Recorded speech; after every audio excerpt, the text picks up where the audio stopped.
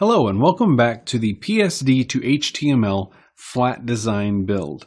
In this lesson, we're going to get started entering in our HTML for our site, and we're going to get started with the header. Now, even though I want to build out all of the HTML first and then leave the CSS for later, we still want to think about our CSS as we're typing out our HTML. Because the way we structure our HTML may determine whether or not we're able to do certain things with our CSS. For example, you'll notice in our design in our Photoshop file, most of our content is contained within a specified width, and that width is 1000 pixels. So if we jump to our marquee selection tool here, this area from here over here to the right is 1000 pixels wide. So our main content area is 1000 pixels wide, but there are certain pieces of that content, or one piece in particular, that extends out beyond that 1000 pixels, and that's this navigation area. So the navigation items themselves are contained within that 1000 pixels of width, but the background, this light gray bar behind the navigation, extends out to the edges of the browser. So we can't just put all of our content inside some kind of container div that is set to a width of 1000 pixels, because if we put everything inside that, then we won't be able to extend this navigation background out to the edges of the browser. So again, that's something we want to keep in mind as we're working through this. And there are numerous different ways we could accomplish this with HTML and CSS, but the way I'm going to do it is I'm going to create a header unit or a header element, and inside that header element we're going to have our main title text up here at the top, and then our navigation unit, our menu here below it. So we'll put our menu inside a nav element, and then inside that nav element we're going to have an unordered list, and each list item in that unordered list is going to be one of the buttons on our menu. And since we'll have an unordered list nested within a nav element, we can set that nav element's width to 100% of the browser. So the nav element will extend all the way to the edges, and we can set the background color of that nav element to this medium gray color here. So that gray color will extend all the way to the ends. And then inside that nav element, we'll have our unordered list, and we can set that unordered list to a width of 1000 so that it will start where it needs to start right here, and it will only be 1000 pixels wide at the most. But as we can see here, this particular menu isn't going to span that entire 1000 pixels. Instead, it's just going to be 5 buttons that take up maybe about 2/3 of that width. But let's get started by jumping into our HTML, and again, we're going to code just the header, which is the title text here, and the navigation unit below it. So I'm going to, first of all, jump into Finder, and you'll notice that I have a Site03 folder here now. And all I've done is I've taken all the files in the Site02 folder and copied them into this new folder. And then all of the changes we make in this particular video will be saved in the Site03 folder. So if you want to follow along with this video and start with the same files that I'm starting with here, then you want to start with the files that are in the Site02 folder, and then again, when we're done with this particular video, it will be saved in the Site03 folder. So I've got the Site03 folder opened up in TextMate here. We can see that over here on the left, and the file we're editing here is index.html. So the first thing I'm going to do is I'm going to put a title here, and the title is going to be the designer's name, which in this case is Jerry Clutterbuck. And we'll go ahead and put Jerry Clutterbuck -interactive designer. There we go. So we've got the title out of the way. Now let's jump into the body and create our header. So in between the opening and closing body tags, we're going to create a header element, which is an HTML5 element. And we'll go ahead and put our closing header tag down below so that we don't forget to do that later. And then inside the header element, the first thing we're going to do is we're going to put the title of the site, which is going to include the designer's name and his title, which is everything we put up here, Jerry Clutterbuck, Interactive Designer. So I'm going to put all of that inside an H1 tag.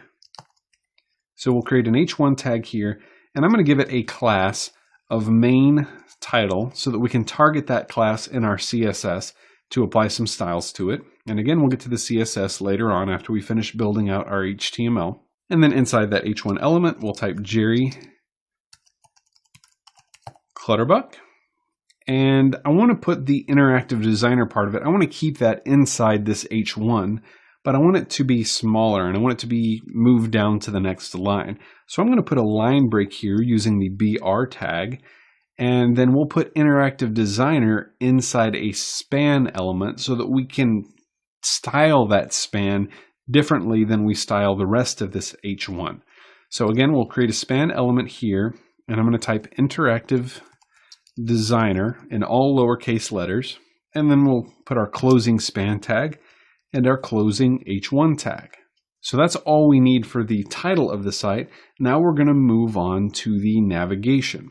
So we're going to put the navigation inside a nav element, which is another new HTML5 element, and we're going to give this nav a class of main-nav.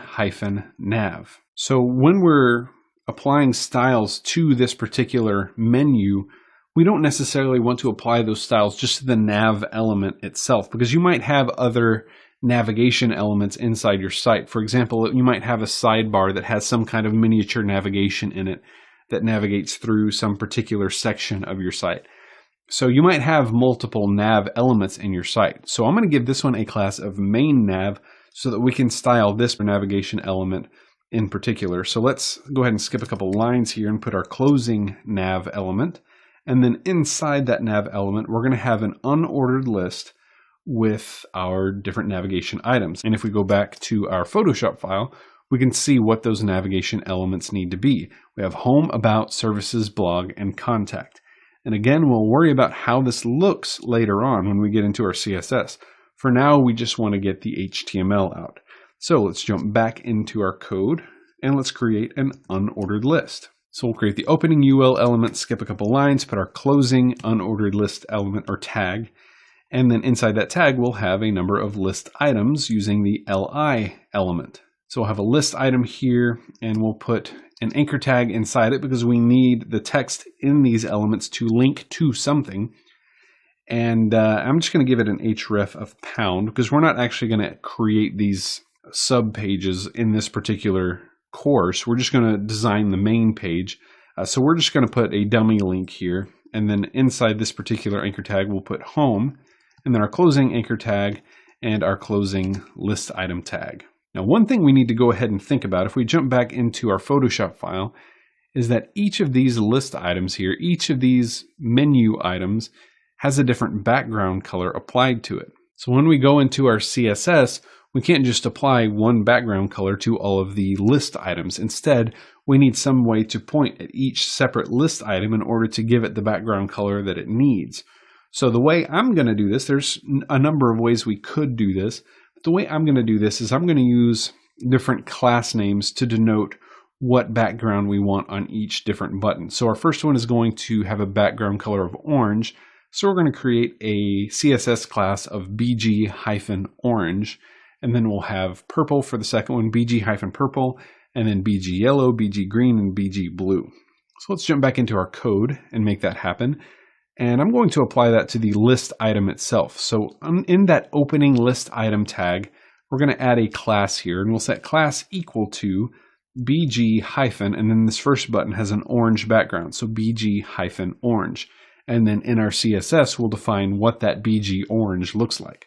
So then I'm just going to copy this entire list item here, and then we'll paste it 1, 2, 3, 4 times so that we have 5 different menu items here. So we have home, our second one is about, so we'll change the text there to about, and then we have services,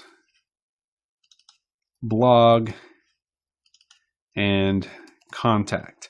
Then we need to change our class names here. So our about button is going to have a purple background, so we'll create a class called bg-purple. Our next one, our services button, is going to have a yellow background, so we'll call that bg-yellow, and then bg-green, and finally bg-blue. So again, in our CSS, we'll define what those different background colors are, but for now we've just applied those classes to each of our different list items so that we can later on, when we get to our CSS, apply those background colors to it. So that's our navigation unit. And again, because of the way that this navigation unit is nested, we'll very easily be able to style it appropriately in our CSS. Again, if we go back to our Photoshop file, you can see that we have a background that extends all the way to the left and right edges of the browser, but then the unordered list inside that navigation unit is only taking up 1000 pixels of width. So we can take this nav element that everything is wrapped up inside and give that nav element that gray background color and a width of 100%. And then for our unordered list here, we can give that a width of 1000 pixels, and that way we should be able to style everything appropriately. So let's save our file, and in the next video we'll move on to the HTML for our content slider. So thank you for watching, and I'll see you then.